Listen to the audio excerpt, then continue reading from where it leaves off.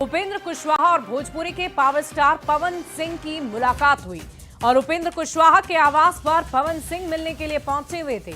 BJP की पहल पर यह खास मुलाकात हुई है। ये तस्वीरें आप देख पा रहे होंगे। लोकसभा चुनाव 2024 में काराकाट सीट से उपेंद्र कुशवाहा और पवन सिंह के चुनावी टक्कर हुई थी, जिसके बाद से दोनों के बीच दूरियां बढ़ गई थी और ऐसे में करीब 1.5 साल के बाद इस मुलाकात के बहाने दोनों को नजदीक लाया गया।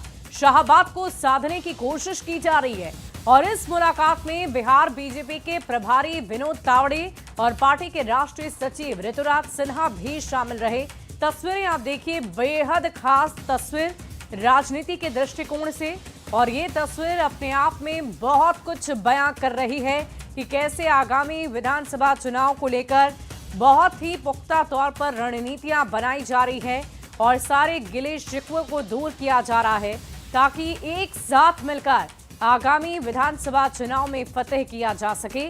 और ये तस्वीरें आप उपेंद्र कुशवाहा और पवन सिंह की देख रहे हैं। पावर स्टार पवन सिंह, ये वही पवन सिंह हैं जिन्होंने काराकाट विधानसभा क्षेत्र से चुनाव लड़ा था, लोकसभा का चुनाव लड़ा।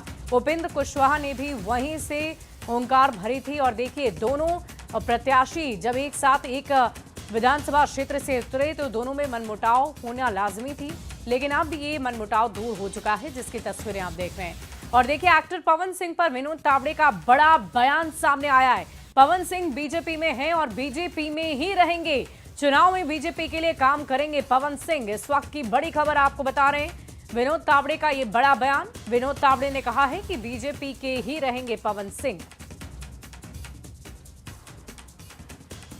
तो इस वक्त की बड़ी खबर आपको बता दें, पवन सिंह बीजेपी में हैं और बीजेपी में ही रहेंगे। विनोद तावड़े की तरफ से ये बड़ा बयान दिया गया है। चुनाव में बीजेपी के लिए काम करेंगे पवन सिंह, उनका कहना है, और कहीं भी पवन सिंह नहीं जा रहे हैं। इस तरह की चर्चा पहले भी की गई थी और इसी पर विनोद तावड़े ने कहा है कि पवन सिंह हर हालत में बीजेपी के ही रहेंगे।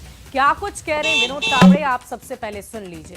बीजेपी में है, बीजेपी में रहेंगे।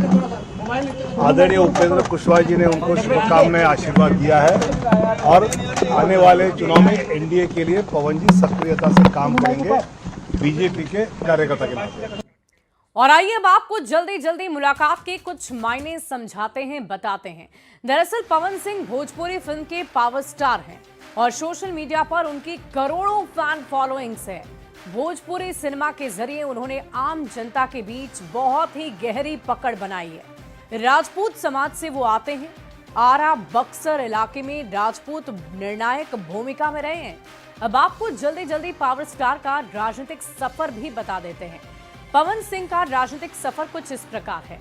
साल 2017 में पवन सिंह बीजेपी में शामिल हुए और पार्टी ने उन्हें स्टार प्रचारक के रूप में इस्तेमाल किया। पवन सिंह आरा या काराकाट से टिकट की मांग करते रहे। 2024 लोकसभा चुनाव में बीजेपी ने पश्चिम बंगाल के आसनसोल से उम्मीदवार घोषित कर दिया।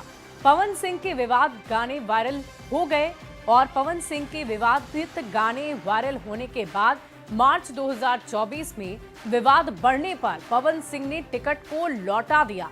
मई 2024 में बीजेपी ने पवन सिंह को निकाल दिया और पवन सिंह ने काराकाट से निर्दलीय चुनाव लड़ा।